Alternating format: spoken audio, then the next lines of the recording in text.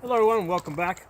I'm doing a little distance shooting today, and the significance is that it is about 20 degrees outside, so it's cold. Basically, when it's this cold, you have to use insulated gloves, and those thin shooting gloves that might work when it's 40 degrees or even 30 degrees. It's just not going to cut it when it's 20 degrees or colder. Okay, so you need thick insulated gloves, and basically you need leather insulated gloves that you can also do other work, okay, like pick up lumber and and handle tools and stuff like that.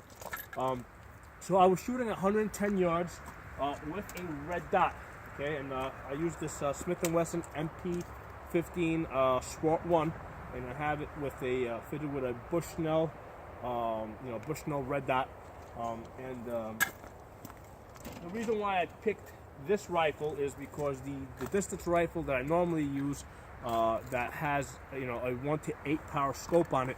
Well, that has a 4-pound trigger on it. Okay, that's the Ruger MPR. Okay, and that's got a much lighter 4-pound trigger. And what I find is when you're using these thick insulated gloves, you do need a stiffer trigger pull so that you don't accidentally fire the gun when you don't intend to. So with the standard mil-spec 7 to 8 pound trigger that this gun has, I can feel the trigger through these gloves. Okay, and let's look at what I did here. I shot 2 groupings. I did 2 groupings of 10 rounds, and the first grouping looked like this. I got 7 hits on target, and then basically there was 3 hits that presumably went somewhere up here. Okay, so then I did a second grouping. Okay, what I did is I adjusted the scope. I adjusted it 1 click down and 1 click to the right, and that moved that centered the group and pushed it down a little bit.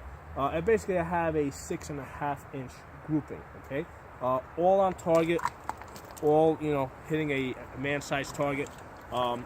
In the summertime, I've shot this rifle under ideal summer conditions, and with the red dot, I've hit my best is a 3-inch group with this rifle with the red dot. Okay, so basically, and that's really my best. I mean, normally with a red dot scope at 110 yards, I'll usually average closer to 4 inches.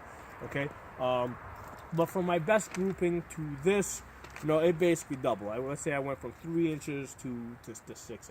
Okay, so the bottom line is that it is doable. I mean, in the middle of the winter time, with these thick gloves, thick jacket, I had the hood on when I was shooting, you can get effective hits on target. You do have to practice with your gloves, practice under realistic conditions, and you can make it work. Okay, so basically that's what I wanted to put that out there for you guys, that just because it's wintertime doesn't mean that you sit home and you wait for summer to come out. Go out in the wintertime, see what you can do. Now, of course, you're not going to be as good as you are in the summertime, but that's fine. You'll have one set of standards for the summer and another set of standards for the winter. Also, as it's typical, like in the summertime, usually it's not going to be as windy. I mean, according to my wind ribbons here, I have a 10 mile per hour wind that's going to the right. And that's probably the reason why I had to adjust my scope. So basically on a nicer day, it's probably going to be shooting to the right. Yeah, I have a 10 mile per hour wind to the right, and sometimes I also see the ribbons push back this way in the direction of the camera. So that probably accounts for some of the up down that we see over here with the group that I hit. Okay? So wind will be a factor. A 10 mile per hour wind can push your bullet up to 1 inch. 20 mile per hour wind will push your bullet up to 2 inches. Okay. So again, like I said, you have to develop different standards for the winter than you have for the summertime.